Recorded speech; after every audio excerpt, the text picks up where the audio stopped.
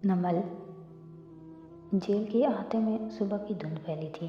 कैदी बेदार हुए इधर उधर टहल रहे थे। ऐसे में वो अपने मैट्रेस के किनारे चुपचाप अकड़ू बैठा था। जीन्स के ऊपर सफ़ेद कुर्ता पहने 2 दिन की बड़ी शेव वाले चेहरे के साथ खामोश आंखों को हाथों पे जमाए बैठा। वो उंगलियों पे मुसलसल रबड़ बैंड लपेट रहा था। आंखों में गहरी मायूसी मगर सब्र बसा था। दफदन कोई उसके कंधे पे हाथ रखता साथ आ बैठा। फारिस ने चौंके बिना जरा सी गर्दन मोड़ी। वो सिखों की सी दाढ़ी और मूछों वाला आतिश था। मुस्कुराकर उसको कहने लगा, परेशान हो बाजी? ना हूँ। उसने बेजारी से सर झटका। तू बाहर चला जाएगा यार, फिक्र ना कर। वो क्या लिखा होता है कानून की किताबों में?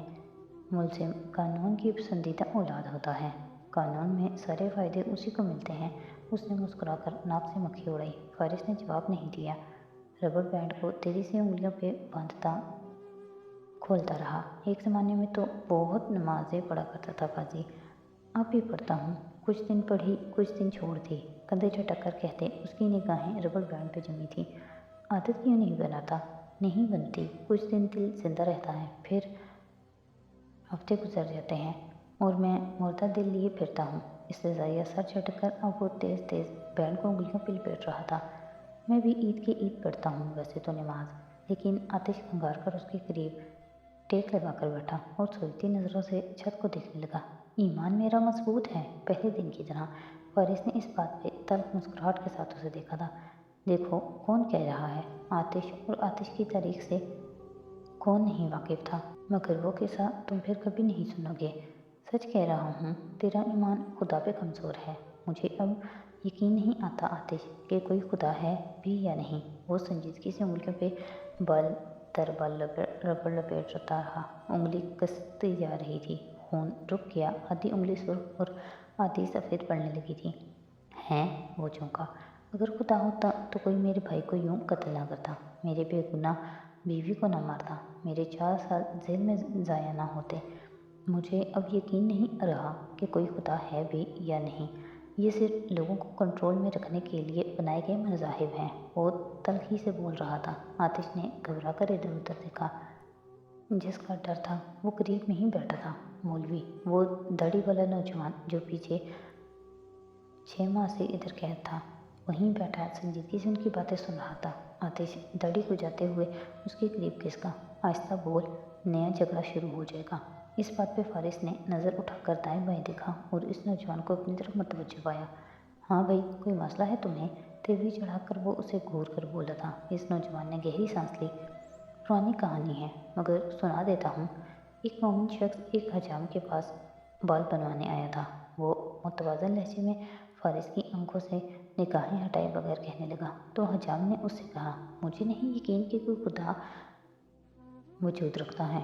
अगर वो होता तो इतने भूखे, बीमार और दुखी लोग ऐसे बेबसी की ज़िंदगी न गुजार रहे होते। मोमिन सुनकर चुप रहा, लेकिन जब वो बाहर आया तो उसने देखा कि गली में चंद एपी फेर रहे हैं। बेतहाशा बड़ी हुई दाढ़ी, मूछ और उलझे गंदे बालों वाले लोग। वो फ़ौरन अंदर वापस आया और हुजाम से बोला, मेरा नहीं ख्याल कि इस दुनिया में कोई हजाम है। हुजाम ने हैरत से पूछा, मुझसे बाल बनवाने के बावजूद भी तुम ये बात कैसे कह सकते हो? तो मोमिन आदमी ने कहा, अगर कोई हुजाम होता तो गली में गंदे बालों और बड़ी हुई शेर वाले लोग ना फेर रहे होते। इस बात पे हुजाम ने कहा, नौजवान सांस लेने रुको, कि वो लोग इसलिए इस हाल में हैं कि इस शहर में कोई हुजाम नहीं है, बल्कि वो इस हालत में इसलिए हैं क्योंकि वो मेरे पास नहीं आते। मतानत से बात मुकम्मल करके नौजवान उठ गया। आतिश खिसियाना सा हंसा। ये मौलवी बड़ी सियानी बातें करता है। मगर फारिस नहीं हंसा। खामोश सपाट नज़रों से अपनी दाढ़ी सुर्ख आधी सफ़ेद उंगली को देखते हुए उसने रबड़ बैंड ज़ोर से खींचकर तोड़ दिया। उंगली आज़ाद हो गई। खून का रास्ता खुल गया। वो इसी तरह खामोश बैठा रहा। वो एक धुंध में लिपटी इतवार की सुबह थी, जहाँ शहर अभी तक सुस्ती और नींद में डूबा था। वहाँ कसरे कारदार से सैनिटरी हीटिंग सिस्टम की गरमाइश में बसा मुकम्मल तौर पे बेदार था। मुलाजिम मुस्तैदी से इधर उधर फिरते काम निपटा रहे थे। कंट्रोल रूम में अहमद काफ़ी के मग से खून भरता कंप्यूटर पे खटाखट कुछ टाइप कर रहा था। जीन्स पे हल्का सा स्वेटर पहने हीटर के बावजूद नाक सुर्ख हो रही थी। हाशिम अपने कमरे में सोफे पे नींदराज पैर मेज पे रखे साथ बैठी सोनिया से मुस्कुराकर कुछ कह रहा था और वो तेज तेज बोलती चमकती आंखों से उसे कोई किस्सा सुना रही थी। ऐसे में नौशरवान के कमरे में बिस्तर खाली था। लिहाफ आधा बेड पे आधा जमीन पे लटक रहा था। अरसा हुआ वो देर से उठना छोड़ चुका था। नींद अब वैसी मेहरबान नहीं होती थी। वो अलमारी के सामने ज़मीन पे चौकड़ी डालकर बैठा था और घुटनों पे फ़ोटो एल्बम खोली आहिस्ता आहिस्ता सफ़े पलट रहा था। रफ से ट्राउज़र और नीली टी शर्ट में मलबूस उसके स्पार्क्स बिखरे हुए थे और चेहरे पे वीरानी थी। वो हाशिम के वलीमे की तस्वीरें थी। सफ़ेद लिबास में दुल्हन बनी शेरी को देखकर दिल में कोई जज्बा न जागा था।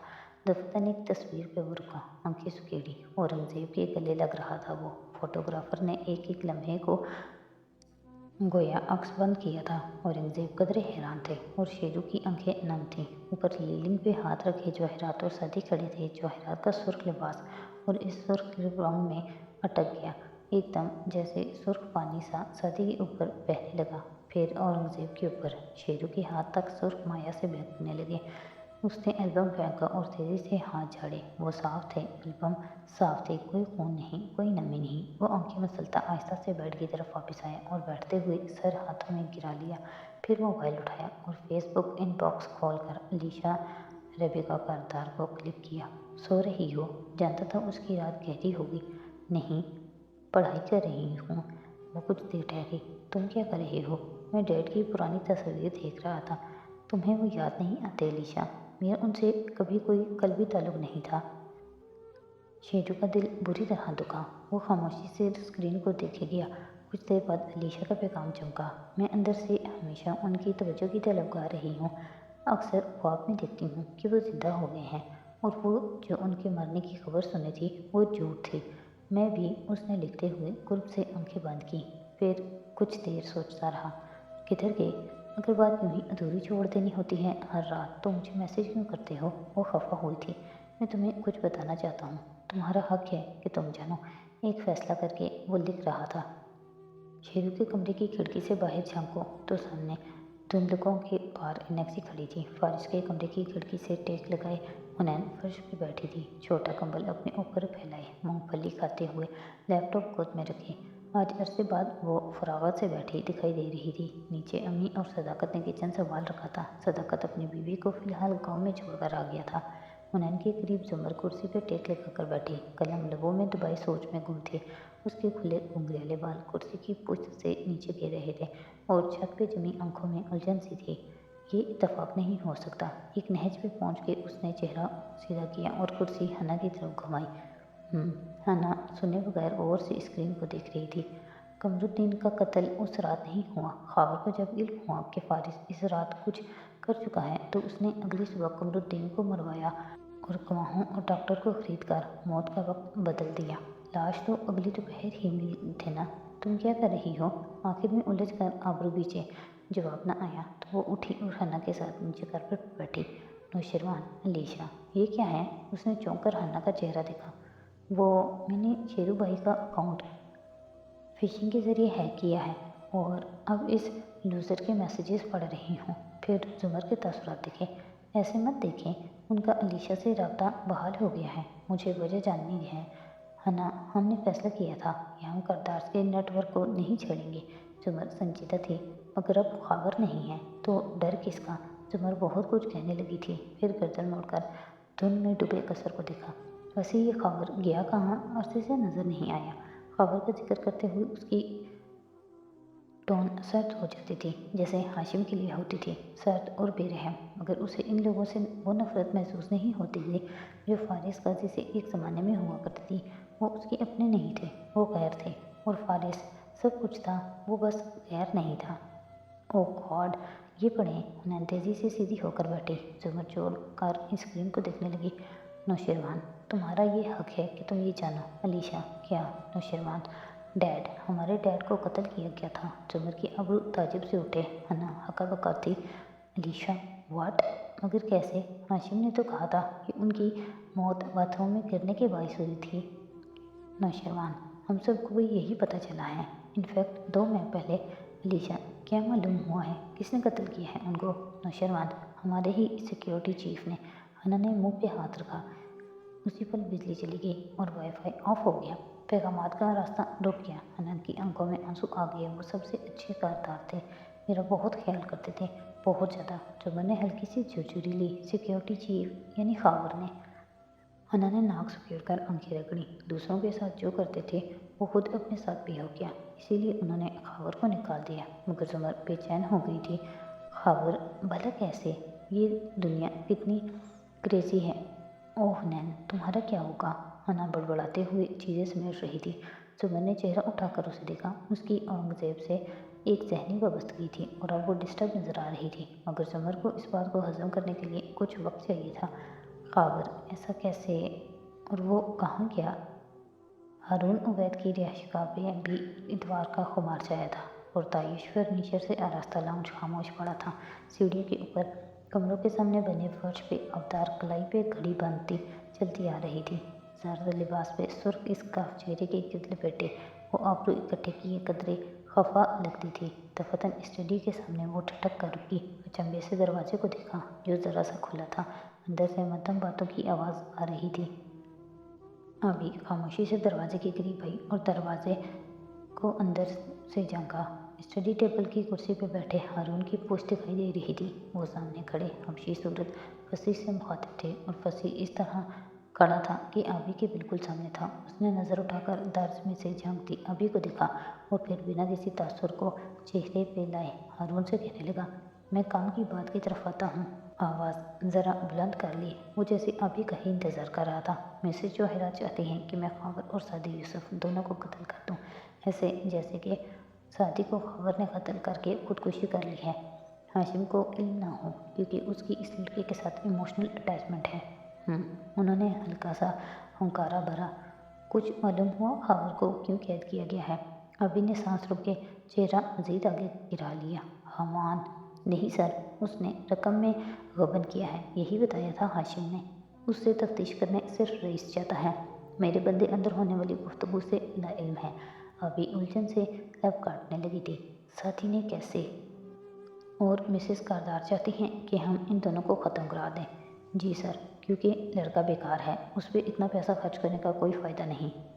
और रहा खावर, तो हम 2 माह से उस पर भी खर्चा किए जा रहे हैं। हाशिम कारदार के पास अपनी कितनी ही जेलें हैं, मगर नहीं, वो चाहते हैं कि सिर्फ हमारा पैसा लगे। फसी शदीद नाखुश था। तो फिर ठीक है, वो फैसला कर चुके थे। गहरी सांस लेकर कहने लगे, तुम इन दोनों को ख़त्म कर दो, मगर आराम से और एहतियात से। हाशिम को नहीं पता चलना चाहिए। मिसेस कारदार को हमारी मदद चाहिए तो हम उनकी मदद करेंगे। आपी ने दुख से बाप के सर की पूछ को देखा और फिर परे हट गई। चंद लम्हों बाद वो लाउंज की सीढ़ियाँ उतर रही थी जब फसी पीछे से चलता आया। मैम, अभी मुड़ी और एक चुभती हुई निगाह उस पर डाली। आप क्या कहती हैं? अभी ने गहरी सांस लेकर शाने उचकाए। वही जो तब कहा था जब तुमने बताया था कि मिसेस कारदार ने राजदारी से तुम्हें अपने ऑफिस बुलाया है। मैं न्यूट्रल हूँ, जो तुम्हें कहा जा रहा है तुम वही करो। ओके, उसने सर को खान दिया। मगर क्या तुमने वो किया जो मैंने तुम्हें करने को कहा था? फसी ने सर हिलाकर अपनी टाई पे लगी टाई पिन उतारी जो अंदर की तरफ से नन्हे USB प्लग जैसी थी और जेब से दूसरा टुकड़ा निकालकर उसके साथ जोड़ा। मिसेस कारदार का पूरा हुक्म बमा उनकी वीडियो रिकॉर्ड हो चुका है। चूँकि मुलाकात खुफिया थी इसलिए मुझे सिक्योरिटी प्रोटोकॉल से नहीं गुजरना पड़ा। अगर गुजरना पड़ता तभी मैं ये काम कर लेता। अब उसे इत्तला दी। रेड राइडिंग हुड ने इस टाई पेन कैमरे को हाथ में लेकर देखा, फिर पुरसोच मगर गहरी नज़र फसी पे डाली। क्या उसको मालूम है कि फारिस गाजी जेल में है? नहीं, हाशिम कारदार ने यह खबर उससे छुपाने का हुक्म दिया है। ओके, वो मुस्कुराकर जीने उतरने लगी। हाशिम के अहकामात मुझ पे लागू नहीं होते, ये बात मैं उसे खुद बताऊंगी। आप? वो हैरान हुआ। आपने दोबारा उससे क्यों मिलना है? क्या मतलब क्यों मिलना है? मैं तुम लोगों को वकील का नाम दूंगी, बदले में वो मुझे इंटरव्यू देगा। यही डील हुई थी ना हमारी। उसने वकील का नाम मेरे कहने पे दे दिया है, मगर मेरा इंटरव्यू अभी उधार है। मैं कुछ काम मुकम्मल कर लूँ फिर उसके पास जाऊँगी। तब तक उसकी मौत को टाले रखना। एक मुट्ठी में टाई पिन दबाई और दूसरे हाथ से किसी शहजादी की तरह उसे जाने का इशारा किया। तख लिया और वो सर को झुकाकर हम देता नीचे जीने उतरने लगा। कमरे में नीम अंधेरा सा था। आदम नाइट बल्ब जल रहा था और सादी आंखों पे बाजू रखे बिस्तर पे लेटा। स्टडी टेबल पे कागजों के बुलंदे अजीब बेतरतीबी फैलाए दिखाई देते थे। दफतन दरवाज़ा बचा। वो आंखों से बाजू हटाए बिना खफकी से ऊंचा सा बोला, मैंने मना किया है ना कि मुझे नाश्ता नहीं करना।